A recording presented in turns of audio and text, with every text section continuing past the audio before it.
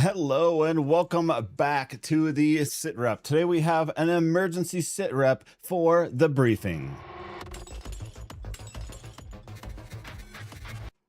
All right, so today is Monday, May 25th, 2026, and we're diving straight into a massive development that just dropped just over 48 hours ago. So on Friday, May 22nd, the Department of War rolled out its second major tranche of declassified files under the Presidential Pursue Directive.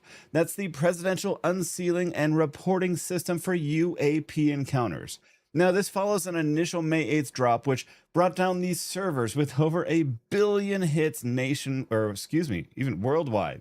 Now, if you tune into the mainstream media, they're treating this like a sci-fi ratings game or looking for little green men. But on this channel here, we look at things through a specific lens: national security, tactical airspace reality, and what happens when the operational envelope of our military assets intersects with the completely unexplained.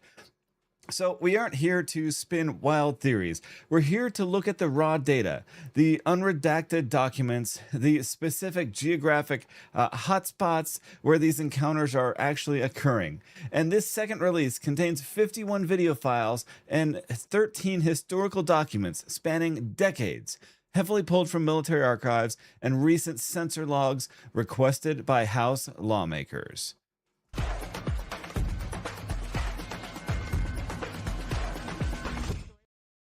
So today we are breaking down the three most critical operational videos from this new drop. So we're analyzing the thermal sensor behavior, looking at declassified Cold War era radar reports that point to a multi-generational pattern. So let's pull up the official clearinghouse where these files live. And if you want to follow along or audit these files yourself, you can go to the newly launched portal from the Department of War, which is basically war.gov/UFO. So let's get into the first piece of footage that tactical analysts are really scratching their heads over. And this is called the Iranian Coast Formation, and it's from 2022. So let's let's look at the first asset here. So this video is officially cataloged as a DOW-UAP-PR050. And I'm sorry, that blocking me. There you go. All right. So the uploader defined title from the classified network is For UAP Formation, Iran, 26 August 2022 over water. So let's take a look at the link here, which I have up there, and look at the footage that we have here. So it's 9 seconds long, and we'll take a look at it here real quick, and then we will break it down after that. So it looks like they're looking at 3 different boats here in the water off the coast of Iran. Oh, play. And then you see something crazy pop in from the lower left, which looks completely strange and out of place. That's it. Super interesting though. So the imagery is derived from an uncooled IR, or cooled or uncooled, unsure from this video here footage, IR sensor. So it's likely mounted on a multi-mission platform. Think of like a MQ-9 Reaper or even an FA-18, like advanced targeting, forward-looking infrared pod. That's operating within the U.S. Central Command Area of Responsibility, or CENTCOM. Now, if we look at the display parameters, we're looking at 4 distinct oblong-shaped items here. Let's pause right there.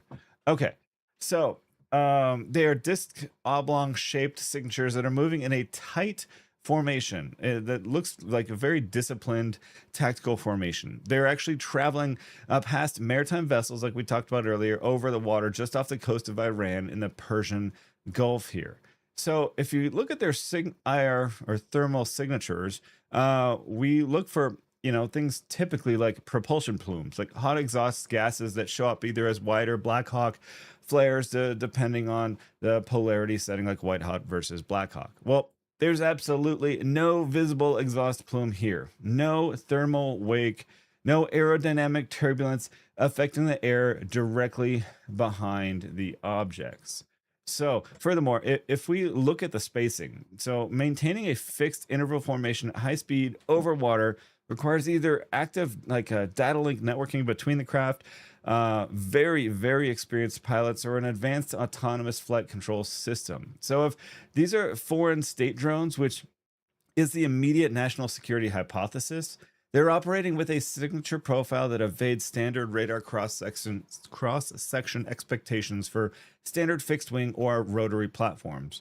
Now you got to ask, why Iran? So the Persian Gulf is one of the most heavily monitored blocks of airspace on the planet. And we have consistent and constant radar coverage, signal intelligence tracking, and maritime surveillance.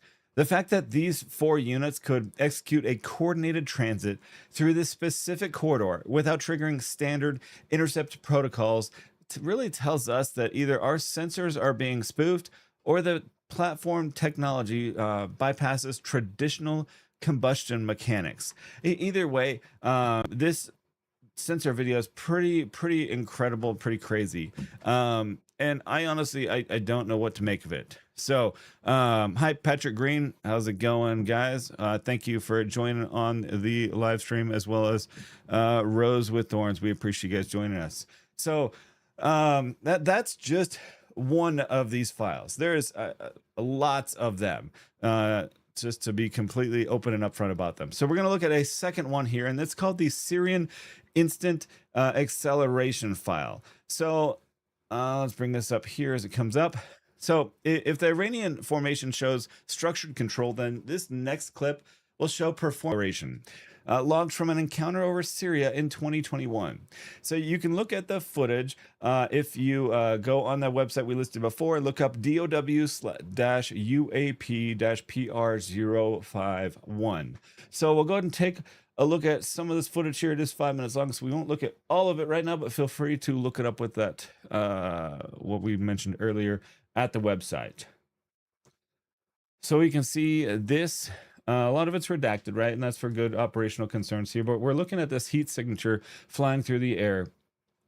So if you look at the center of these crosshairs here, the military platform has a standard, or like a target lock on a single object there that it just happened to lose. But the sensor is attempting to calculate distance, velocity, and tracking information. It picks it up again here, and you can kind of see a little bit more information as the video has been kind of manipulated a little bit to show a little bit more detail in there.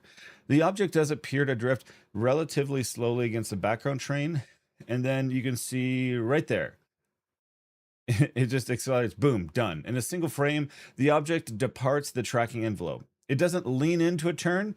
It doesn't show gradual increase in velocity like a missile firing its solid rocket boosters. It exhibits what analysts call instantaneous acceleration. So if we look at the numbers for this while we continue to watch some of this here, to go from a near hover to out of the sensor's field of view in milliseconds requires a surviving forces well north of 100 Gs. And for context, a human pilot passes out at around 9 Gs. And the structural limit of our most advanced unmanned airframes caps out anywhere upwards of 30 to 40 Gs, really, is our best guess, before the wings literally shear off due to atmospheric drag and inertia. So what's really happening here? Is it a sonic boom? When an object accelerates through the sound barrier at Mach 1, it compresses air molecules and creates a shock wave of what we know as a sonic boom. Excuse me. Operational logs from this encounter note 0 acoustic signatures matching a sonic displacement. Now, this really points to one of two things. First is, it's a sensor artifact of electronic warfare.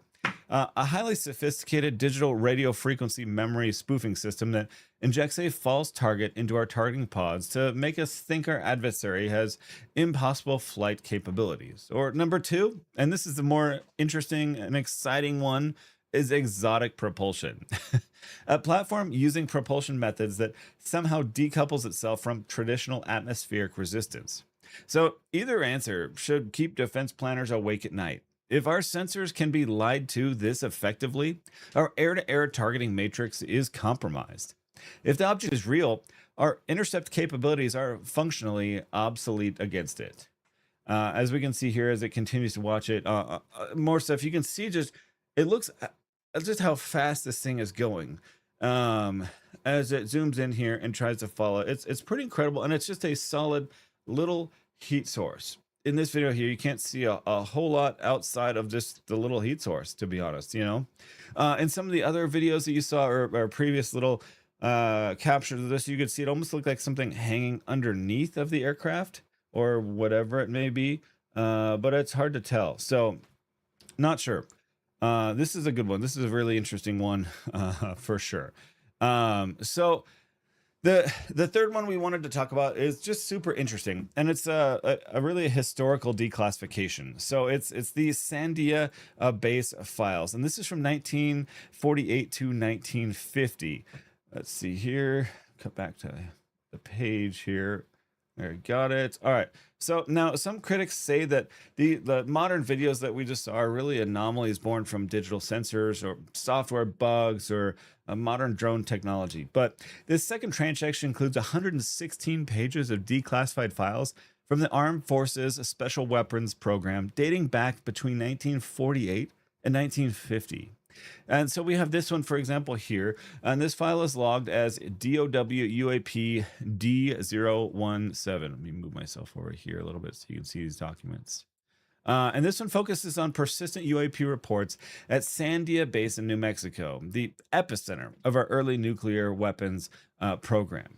So during this window of time from 1948 to 1950, military personnel actually logged 209 independent sightings of what they described as green orbs, disks, and fireballs maneuvering directly over highly sensitive atomic weapons storage sites. And so if you look at the operational patterns recorded by top-tier military witnesses back then, you notice a few things. First, to be erratic maneuverability. These documents describe objects changing direction at right angles without slowing down. Basically, like the first video we saw, where it kind of was flying and then poof, done. You know, they're really defying Newtonian laws of motions long before anyone had a digital sensor or a quadcopter drone.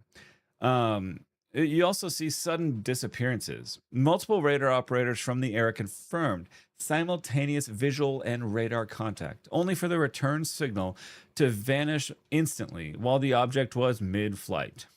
And third, you have explosive dissipation. So several logs detail these green fireballs suddenly exploding or dissolving into nothingness without leaving any physical debris or thermal residue on the desert floor. Now, think about the strategic timeline here for a second. This wasn't happening over random farmland. It was happening over our most classified military infrastructure during the dawn of the Cold War. The security protocols at Sandia were the tightest in human history at that moment. The fact that these objects could breach that airspace at will with no effective response from our interceptor aircraft parallels exactly what our pilots are reporting today over the Persian Gulf and training ranges off of the Atlantic coast. So let's talk about strategic takeaways and really what's next. So what is the ultimate SITREP on this second release? Well, the Pentagon's All-Domain Anomaly Resolution Office, or AARO, maintains its standard boilerplate line. They have found no definitive evidence of extraterrestrial origin. But read between the lines of what the Assistant to the Secretary of War, Sean Parnell, stated on Friday. They are explicitly labeling these as unresolved cases, end quote. That means they have the telemetry, they have the eyewitness testimony, they have the hardware logs, and they still cannot reconcile the data with any known domestic or foreign aircraft inventory. What we are looking at is a systematic multi-decade documentation of anomalies that operate with impunity inside restricted airspace. The Department of War has already confirmed they are working on a third tranche of files to be released on a rolling basis over the coming weeks. We are seeing a dam breaking regarding institutional transparency, driven by executive mandates and intense pressure from Capitol Hill lawmakers who are tired of being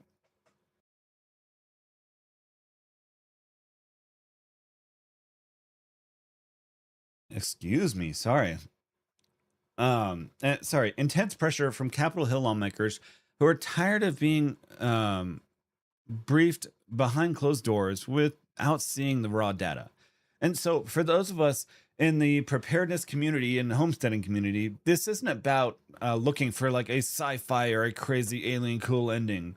It's about situational awareness. It's about recognizing that our airspace is significantly more complicated than the official narrative has suggested for the last 70 years. When the government website housing these files pulls in over a billion hits in a matter of days, it tells you the public appetite for truth is at an all-time high. And I want to know your thoughts on this drop after you look through it. Check it out at war.gov/UFO and look through the files, the videos, everything yourself, because some of it's interesting, some of it's like, whatever. But I'm just curious what your thoughts are, and make sure to put them in the comments on Facebook, YouTube, etc., and tell me what you think. Especially look at the Iranian formation footage. Look at the Syrian acceleration clip. Are we really looking at next generation electronic warfare spoofing from an adversary like China, or are we looking at something truly anomalous that operates completely outside of our current paradigm of physics? Make sure to drop what your thoughts and analysis is in the comments below. To be honest, I kind of think it's probably nothing. I don't know. I definitely have a viewpoint that goes along with the Vice President Vance on this. I think a lot of these aliens aren't really aliens. I think they're demons, but and that a lot of the stuff that we see isn't what we think it is, and it's probably our own stuff, our own drones, that kind of thing that we just aren't familiar with. We just don't know about, and that things that look weird, and or maybe it's foreign technology that we don't want to admit that we know about. I don't know. So we'll be tracking the next file when it comes out. That's unsealing more videos, paperwork, all that stuff when it does drop. So in the meantime, make sure to stay vigilant. Keep your eyes on the horizon. Check out those files, and keep an open mind about these things. Just know that not everything that they release is what you'd expect. If they're saying they're going to release all these UFO documents, do you really think that they're going to release actual UFO documents? Just something to consider, something to think about. Anywho, that's really all I had for today. I just wanted to go over a few of the major highlights from that release, because we talked about the first one when it came out. So please keep an eye out on that. Go through that list of files. Highly recommend everyone go through and look at all of those documents, because there's a ton of them that were released. See what you think. Let me know if you find anything interesting, or if you have your own different opinions on it. I'd love to hear it. But stay safe, stay informed, and we'll see you guys on our next broadcast.